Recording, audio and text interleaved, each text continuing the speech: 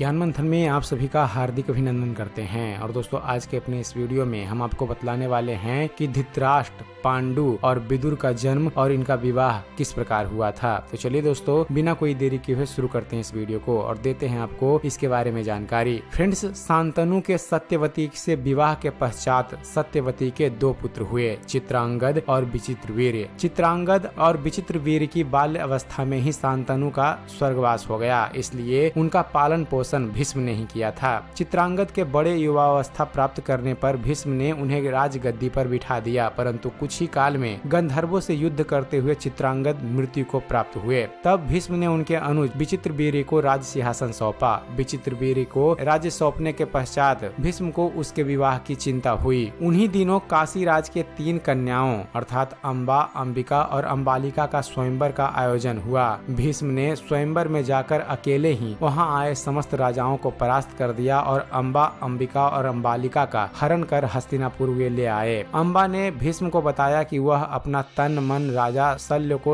अर्पित कर चुकी है। इस बात को सुनकर भीष्म ने उसे राजा शल्य के पास भिजवा दिया और अंबिका और अम्बालिका का विवाह विचित्रवीर्य के साथ करवा दिया। राजा शल्य ने अम्बा को ग्रहण नहीं किया, अतः वह हस्तिनापुर लौटकर आ गई और भीष्म से बोली, हे आर्य, आप मुझे हर कर लाए हैं, अतएव आप मुझसे विवाह करें। किंतु भीष्म ने अपनी प्रतिज्ञा के कारण उसके अनुरोध को स्वीकार नहीं किया। अम्बा रुष्ट होकर परशुराम के पास गई और उन्हें अपनी व्यथा सुनाकर सहायता मांगी। परशुराम ने अम्बा से कहा, हे देवी, आप चिंता न करें, मैं आपका विवाह भीष्म के साथ करवाऊंगा। परशुराम ने भीष्म को बुलावा भेजा, किंतु भीष्म उनके पास नहीं गए। इस पर क्रोधित होकर परशुराम भीष्म के पास पहुँचे और दोनों वीरों में भयानक युद्ध छिड़ गया। दोनों ही अभूतपूर्व योद्धा थे, इसलिए हार जीत का फैसला नहीं हो सका। आखिरकार देवताओं ने हस्तक्षेप कर इस युद्ध को बंद करवा दिया। अम्बा निराश होकर वन में तपस्या करने चली गई। विचित्रवीर्य अपने दोनों रानियों के साथ भोग विलास में रत हो गए, किंतु दोनों ही रानियों से उनकी कोई संतान नहीं हुई और ये क्षय रोग से पीड़ित होकर मृत्यु को प्राप्त हो गए। अब कुल नाश होने की भय से माता सत्यवती ने एक दिन भीष्म से कहा, हे पुत्र, इस वंश को नष्ट होने से बचाने के लिए मेरी आज्ञा है कि तुम इन दोनों रानियों से पुत्र उत्पन्न करो। माता की बात सुनकर भीष्म ने कहा, माता, मैं अपनी प्रतिज्ञा किसी भी स्थिति में भंग नहीं कर सकता। यह सुनकर माता सत्यवती को अत्यंत दुख हुआ। अचानक उन्हें अपने पुत्र वेद व्यास का स्मरण हुआ। स्मरण करते ही वेद व्यास वहाँ उपस्थित हो गए। सत्यवती उन्हें देखकर बोली, हे पुत्र, तुम्हारे सभी भाई निसंतान ही स्वर्गवासी हो गए, अतः मेरे वंश को नाश होने से बचाने के लिए मैं तुम्हें आज्ञा देती हूँ कि तुम उनकी पत्नियों से संतान उत्पन्न करो। वेद व्यास उनकी आज्ञा मानकर बोले,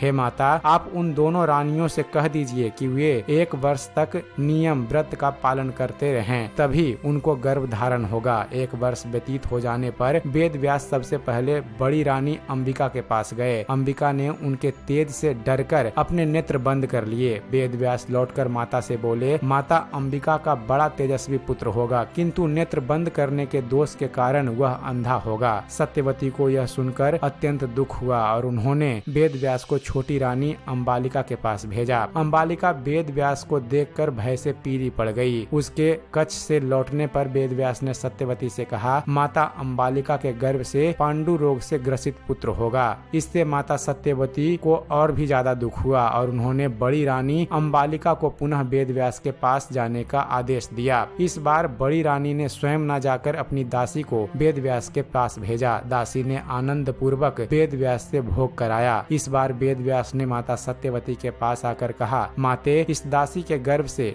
वेद वेदांत में पारंगत अत्यंत नीतिवान पुत्र उत्पन्न होगा। इतना कहकर वेद व्यास तपस्या करने जंगल चले गए। दोस्तों, समय आने पर अंबिका के गर्भ से जन्माद्य धृतराष्ट्र, अंबालिका के गर्भ से पांडु रोग से ग्रसित पांडु तथा दासी के गर्भ से धर्मात्मा विदुर का जन्म हुआ था। अब बात करते हैं कि धृतराष्ट्र, पांडु और विदुर का विवाह किस प्रकार हुआ। दोस्तों, भीष्म के देखरेख में धृतराष्ट्र, पांडु तथा विदुर विद्या अध्ययन करने लगे तथा तीनों नीति शास्त्र, इतिहास, पुराण, गज शिक्षा तथा विद्या के अन्य क्षेत्रों में निपुण हो गए। पांडु श्रेष्ठ धनुर्धर थे, धृतराष्ट्र सर्वाधिक बलवान और विदुर श्रेष्ठ धर्मपरायण और नीति परायण थे। काल व्यतीत होने के साथ ही वे तीनों युवा अवस्था को प्राप्त हुए। धृतराष्ट्र जन्मात थे और विदुर दासी पुत्र, इसलिए भीष्म ने पांडु को राज सिंहासन पर आरूढ़ किया। भीष्म को ज्ञात हुआ कि गंधाराज सुबल की पुत्री गांधारी अत्यंत सुंदर लक्षणों तथा गुण वाली है। साथ ही उसने ने भगवान शंकर की आराधना करके 100 पुत्रों का वरदान भी प्राप्त कर लिया है। अतः गांधारी को धृतराष्ट्र के लिए उपयुक्त पत्नी मानकर पितामह भीष्म ने गंधराज के पास विवाह का संदेश भेजा। गंधराज सुबल ने कुल प्रसिद्धि तथा सदाचार का विचार करते हुए धृतराष्ट्र की जन्ममादा को